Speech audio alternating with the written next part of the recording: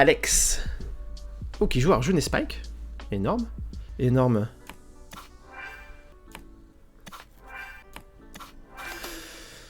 Bah écoutez, on va jouer la fille Yggdrasil. Ensuite, on va poser le monolithe.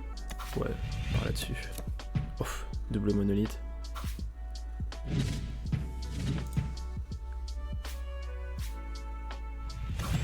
Ok.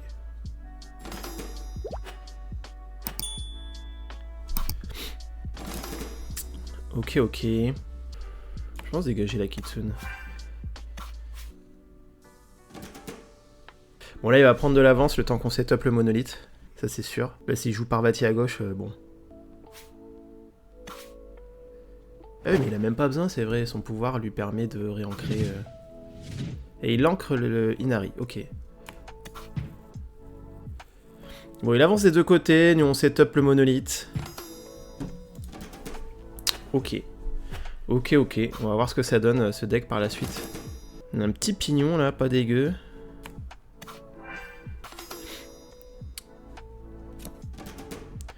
On va partir sur Vendangeur à gauche, pignon à droite, hein, j'ai l'impression.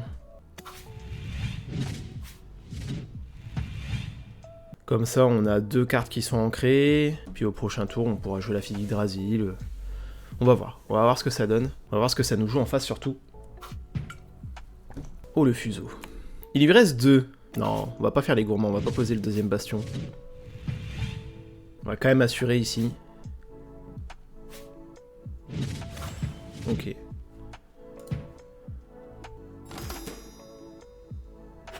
Bon, on rattrape un peu le retard. On est toujours en retard.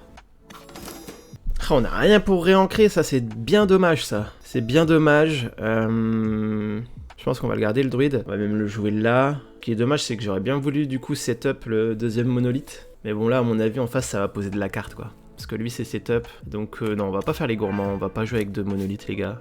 On va respecter l'adversaire.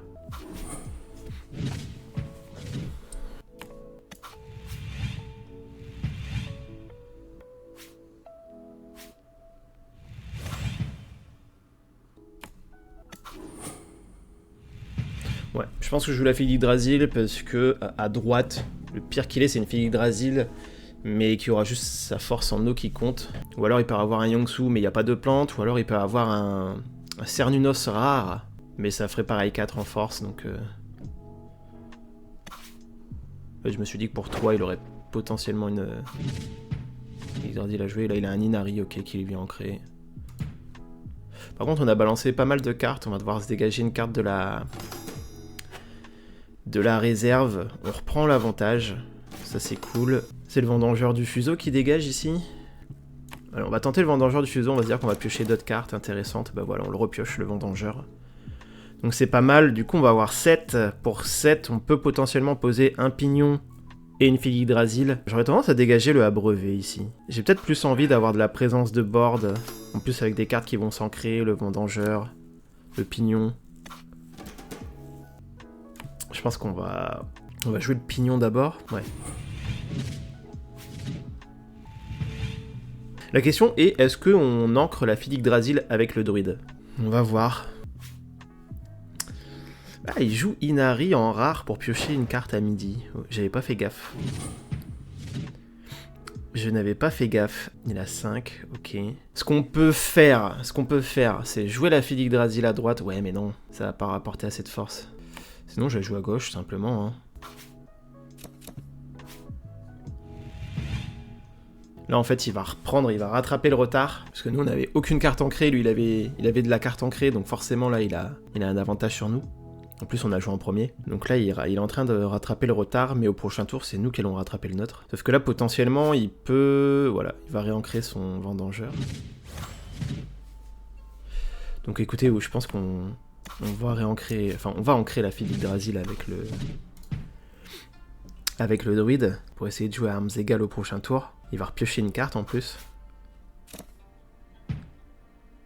Donc là, il va juste avancer d'un côté, donc il égalise juste. Ok. Ah, voilà. Merci. Merci le jeu.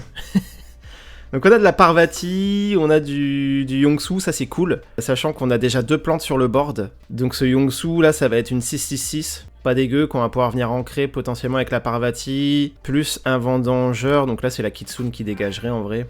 Ouf. Ça a du Yongsu en face aussi, c'est lui qui joue en premier. Sinon ce qu'on peut faire c'est double abreuvé Parvati et Vendangeur. Ah, on peut faire Vendangeur. On va voir ce qu'il peut faire. On a plusieurs possibilités. Soit on a Yongsu full boosté en 6-6-6 avec Parvati qui vient l'ancrer pour le prochain tour. Soit on a Vendangeur, double abreuvé, ce qui nous coûte 4, et Parvati qui vient réancrer soit la Figue Yggdrasil, soit le Pignon. Comme ça, au tour d'après, on a et le Vendangeur qui s'est pris 4 boosts au total. Donc ce sera une 5-4-4. Et un Pignon 7-7-7 ou une Figue Yggdrasil 8-8-6. On va voir.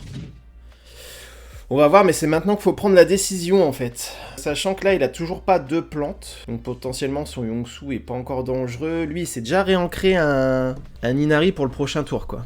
J'ai bien envie de la jouer comme ça, en mode... Vas-y, montre-moi un peu ce que tu fais. Je pense qu'on va la tenter de la jouer comme ça, puis on se garde le Yongsu pour le prochain tour. On aura encore 2 plantes. Ça me semble pas illogique, et puis au moins, on voit ce que le gars fait en face, quoi.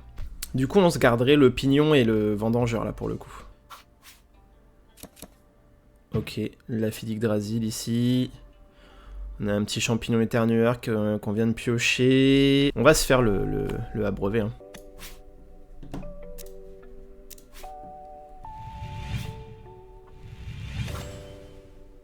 Je pense que c'est mieux de la jouer comme ça, parce qu'on garde 2 cartes ancrées au lieu d'une seule. Alors que si on avait fait juste Yongsu Parvati, déjà il aurait vu plus tôt où est-ce qu'on voulait l'amener.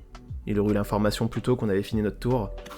Et en plus de ça, on gardait qu'une seule carte ancrée, certes une 6-6-6, mais là en fait c'est beaucoup plus intelligent de jouer comme ça. Il a fait quoi? Il a fait une prison de peinture? Ah ouais, il m'a renvoyé la Figue Yggdrasil au-dessus du deck. Ok, par contre il joue plus rien là, il est à poil le monsieur. Il est à poil, donc si je booste avec abreuvé le Vendangeur du Fuseau, ça va être une 5-4-4. Ici, bon, on va gagner. On va gagner à droite parce que je vais rebooster le Pignon. 5-4-4 plus 4-1-4, donc ça va faire... Ah bah on va gagner, on va avancer des deux côtés. Ça va être cool ça. C'est nickel. Hop, hop.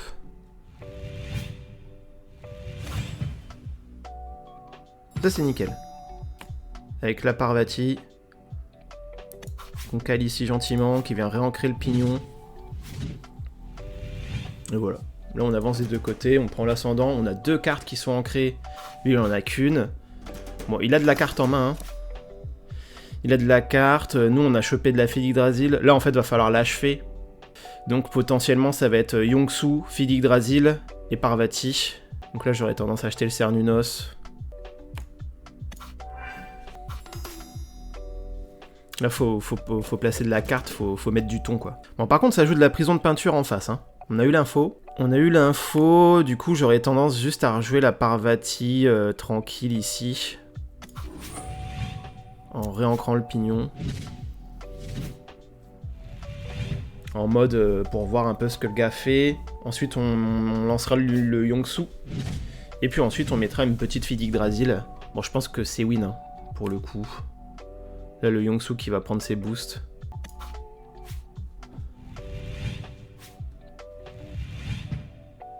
À moins qu'il ait 2 prisons de peinture en main, je vois pas trop comment le gars peut revenir.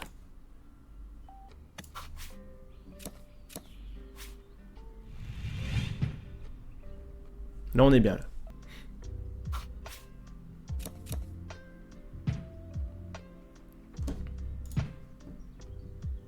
C'est GG, je pense.